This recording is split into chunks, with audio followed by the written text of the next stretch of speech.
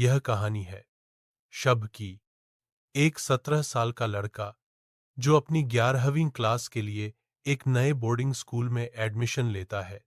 Saint Xavier's boys hostel, एक पुराने पहाड़ी शहर में। स्कूल बहुत मशहूर था, पढ़ाई के लिए भी और अपने अनुशासन के लिए भी। लेकिन कुछ लोग कहते थे उस हॉस्टल के पुराने ब्लॉक में कुछ अलग ही बात है। स्कूल और हॉस्टल का पहला दिन। शब ने जब फर्स्ट डे हॉस्टल का गेट क्रॉस किया तो हवा थोड़ी ठंडी थी, पर अजीब सी लग रही थी, जैसे हवा में कोई पुरानी कहानियां फंसी हों। हॉस्टल के सामने एक बड़ा सा लॉन, बीच में एक पुरानी घंटी जो सिर्फ इमरजेंसी में बजती थी, और उसके पीछे 3 मंजिल का ओल्ड हॉस्टल ब्लॉक जिसे अब स्टोरेज के लिए इस्तेमाल किया जाता था। उस ब्लॉक के ऊपर एक बोर्ड था, under renovation, do not enter. पार छात्र उसे भूत बिल्डिंग बोलते थे। शब के कमरे में और 2 लड़के थे, अमन और रितेश। अमन एक चीयरफुल टाइप था, सबसे मिलने जुलने वाला। रितेश ज्यादा चुप रहता था, बस किताब लेकर बैठे रहना या वॉक पे निकल जाना। तीनों का कमरा था रूम नंबर 12, न्यू ब्लॉक में।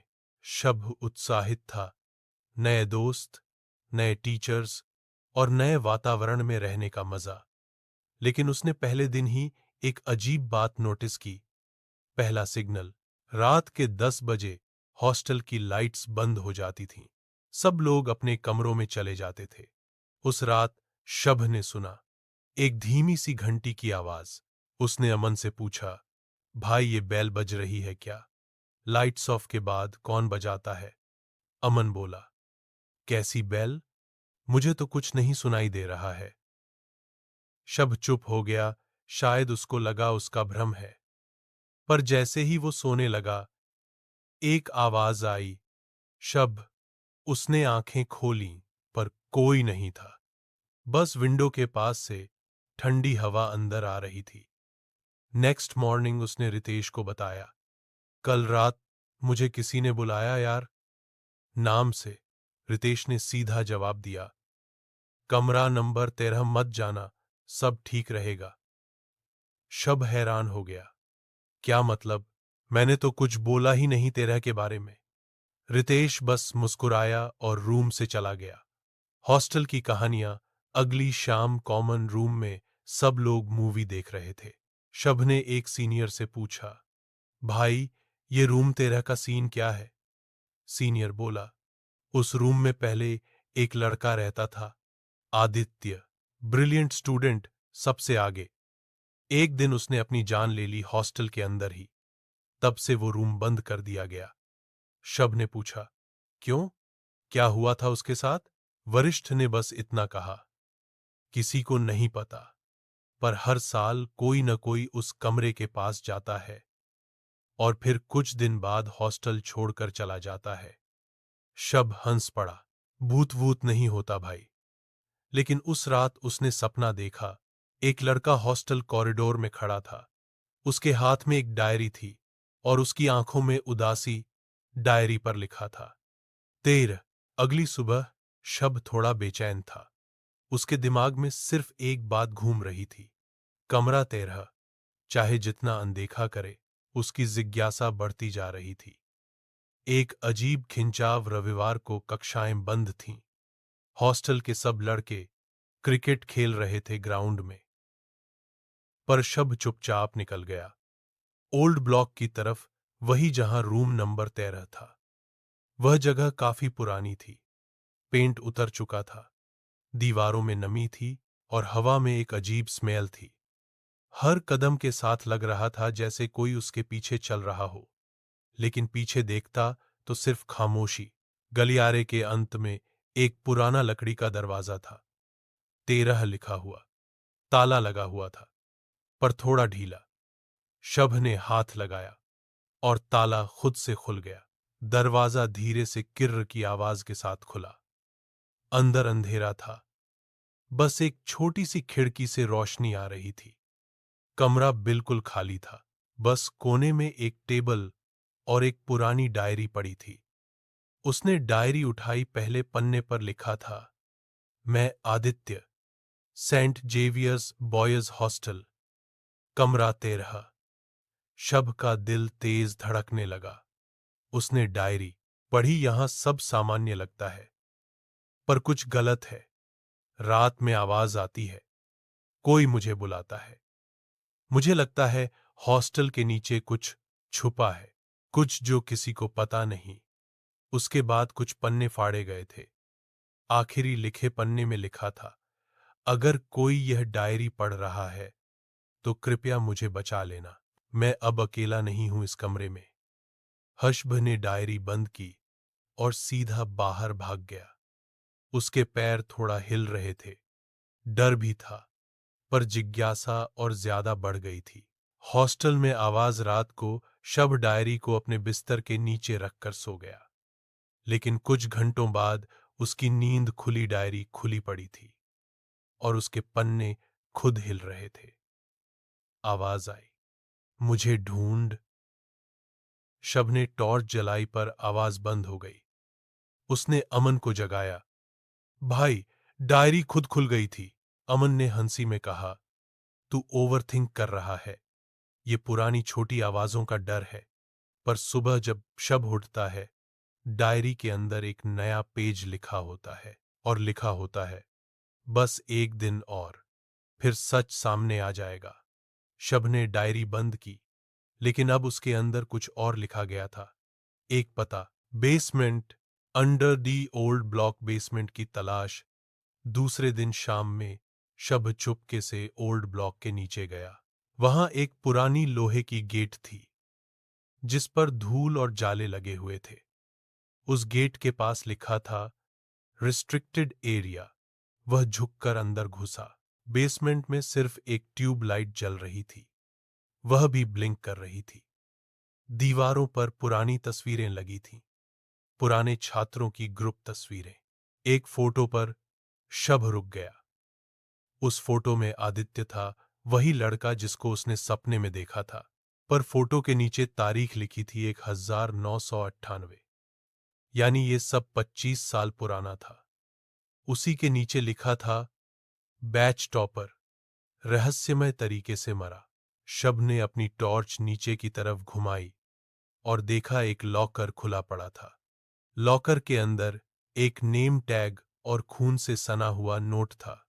नोट पर लिखा था, मैं अकेला नहीं था, हॉस्टल के टीचर भी शामिल थे। शब ने जब वो खून से सना नोट पढ़ा, उसके हाथ कांप गए।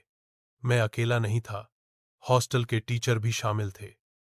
उसके मन में सवाल उठने लगे, कौन सा टीचर और किस बात में शामिल। वो डायरी और नोट दोनों अपने बैग में रखकर कमरे में लौट गया। रात भर नींद नहीं आई।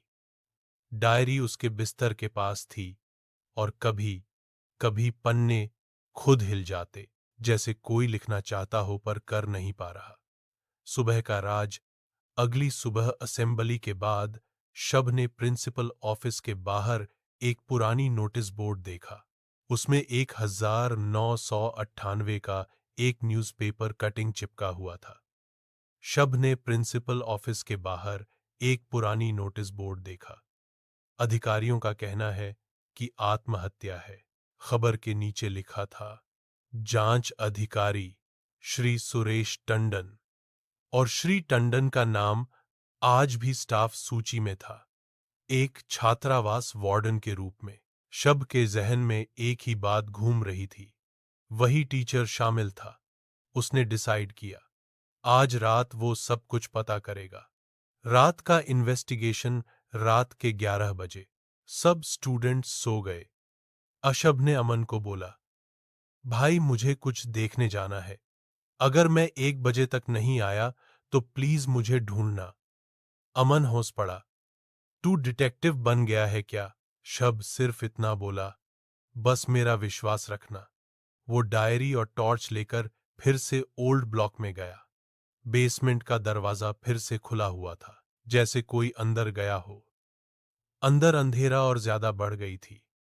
उसने डायरी के पन्ने पलटे और लिखा हुआ मिला, वार्डन मुझे रोज बुलाता था, कहता था मैं स्पेशल हूं। एक दिन उसने मुझे बेसमेंट में बुलाया और फिर सब अंधेरा हो गया। शभ का दिल थमा। उसने टॉर्च एक कोने में घुमाई। एक पुरानी लकड़ी की कुर्सी और लोहे की जंजीर दिख रही थी। लग रहा था जैसे किसी को वहां बांध कर रखा गया हो कभी। फिर उसने कुछ और देखा, दीवार के पीछे एक झूठा पैनल। उसने जोर से धक्का दिया और पैनल खुल गया। अंदर एक छोटी गुप्त कमरा था। कमरे के अंदर एक कंकाल पड़ा था। उसके पास एक छात्र बैज था, आदित्य शर्मा। शब के मुंह से आवाज ही नहीं निकली। उसने डायरी को कंकाल के पास रखा। तभी एक हवा का झोंका आया और डायरी के पन्ने खुद पलटने लगे। आखिरी पन्ने पर लिखा था, अब सच तेरे सामने है। अब तू भी वही देखेगा जो मैं देखता हूं। और तभी उसके पीछे से वार्डन टंडन की आवाज आई, क्या ढूंढ रहा है शब? आमने सामने सच के साथ शब घूम गया। वार्डन वहां खड़ा था, हाथ में टॉर्च और छोटी सी लोहे की छड़ के साथ। उसका चेहरा अजीब शांत था, पर आंखों में एक अलग सी ठंडक। तो तुझे भी डायरी मिल गई? तुम्हें कैसे पता? शब ने पूछा। वही डायरी सब कुछ बिगाड़ देती है। मैं नहीं चाहता था कोई फिर से उसे पढ़े। हशहब समझ गया, यही वह आदमी था जिसने आदित्य के साथ कुछ किया था। उसने जोर से कहा, आपने उसे मारा ना? आपने ही? टंडन मुस्कुराया। मैं नहीं चाहता था वह सबके सामने मुझे एक्सपोज करे। उसने मुझे धमकाया था। और फिर मैं। उसके आगे के शब्द हवा में खो गए। एकदम से ट्यूब लाइट ब्लिंक करने लगी। डायरी के पन्ने खुद हिलने लगे और हवा में आवाज गूंज उठी, सुरेश टंडन, सच सबको पता चलेगा। वार्डन ने चिल्लाया, बंद कर ये सब। उसने रॉड उठाई, पर डायरी में से एक तेज हवा का झोंका निकला और ट्यूबलाइट फट गई। वार्डन जमीन पर गिर गया और चीखने लगा। शब ने देखा, उसके हाथ पर जलने के निशान बन रहे थे, जैसे कोई उसे पकड़ रहा हो। शब डर के मारे भाग गया। वह हॉस्टल के कॉरिडोर तक आया। सांस फूली हुई थी। पीछे से आवाज आई, मुझे शांति मिल गई। और उसी वक्त डायरी आग में बदल गई। वार्डन टंडन के मरने के बाद हॉस्टल में अजीब सी शांति थी। पुलिस आई, जांच हुई। उन्होंने कहा कि वार्डन ने अपनी जिंदगी खुद खत्म कर ली। पर शब जानता था, उसने देखा था क्या हुआ था। उसने डायरी के जले हुए टुकड़े पुलिस को दिए, पर वो कुछ समझ नहीं पाए। बस इतना लिखा मिला, आदित्य सच बताना चाहता था। अमन और रितेश दोनों उसके साथ थे, पर उन्होंने भी उस रात कुछ नहीं सुना, कुछ नहीं देखा। सबको लगा शब स्ट्रेस में है, लेकिन शब जानता था कुछ सच में था जो सिर्फ उसने महसूस किया। दिनों के दिमाग में एक ही बात घूमती रही, अब डायरी गई तो आदित्य की आत्मा भी शांत हो गई होगी। पर क्या सब सच में खत्म हो गया था? एक हफ्ते बाद प्रिंसिपल ने नए ब्लॉक के नवीनीकरण का काम शुरू करने का आदेश दिया। पुराने कर्मचारी मुझे सफाई करने से रोक रहे थे। जब उन्होंने एक और छोटा लॉकर बॉक्स निकाला, अंदर एक पुराना ट्रॉफी और एक मुड़ा हुआ पत्र था। प्रधानाचार्य ने शब को बुलाया। तुम आदित्य को जानते थे ना? यह उसका पत्र है। शब ने पत्र खोला। उसमें लिखा था, अगर कभी कोई इस हॉस्टल में मेरी डायरी पाए तो उससे कहना मैं कोई भूत नहीं था। मैं सिर्फ इंसाफ चाहता था। अगर वो मिल गया तो मैं किसी और को तकलीफ नहीं दूंगा। उसके नीचे लिखा था, आदित्य 1998। शब के आंखों में आंसू आ गए। उसने लेटर को अपने दिल से लगाया और धीरे से कहा, तुझे इंसाफ मिल गया आदित्य, अब सब ठीक है। तभी हवा में हल्की सी खुशबू फैल गई, जैसे कोई मुस्कुराकर थैंक यू कह रहा हो। कुछ महीने बाद सेंट जेवियर्स बॉयज हॉस्टल का पुराना ब्लॉक पूरी तरह से रेनोवेट हो गया। अब वहां कोई रूम 13 नहीं था। उसकी जगह बन गया था एक रीडिंग हॉल और लाइब्रेरी। और उस लाइब्रेरी के एंट्रेंस पर एक बोर्ड लगा था, Aditya memorial study room. Principal ने शब को बुलाया और बोला, यह आइडिया तुम्हारा था, हमें बहुत पसंद आया। तुमने उस जगह को एक नई जिंदगी दी है। शब सिर्फ मुस्कुराया। उसके अंदर कहीं शांति थी। वो दिन से उसने अपने स्कूल मैगजीन में लिखना शुरू किया, दोस्ती, सच्चाई और साहस के बारे में कहानियां। उसने पहला लेख लिखा, कमरा नंबर 13, एक हॉस्टल का राज। सबने सोचा यह बस एक फिक्शन कहानी है, पर शब जानता था यह सच था। बोर्ड परीक्षा के बाद जब शब छात्रावास छोड़ने लगा तो उसने एक आखिरी बार लाइब्रेरी का दौरा किया। वहां एक छोटी सी मेज थी जहां आदित्य की तस्वीर रखी गई थी। हर्षभ ने फोटो के पास एक पेन रखा और बोला, धन्यवाद दोस्त, अगर तू नहीं होता तो शायद मैं कभी सच समझ ही नहीं पाता।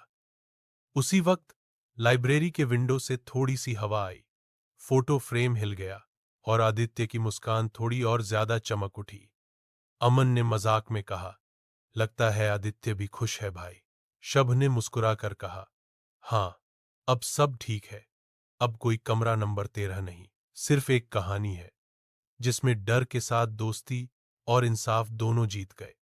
और तब हवा में एक हल्का सा सुकून था, जैसे कोई कह रहा हो, गुड बाय शब और धन्यवाद।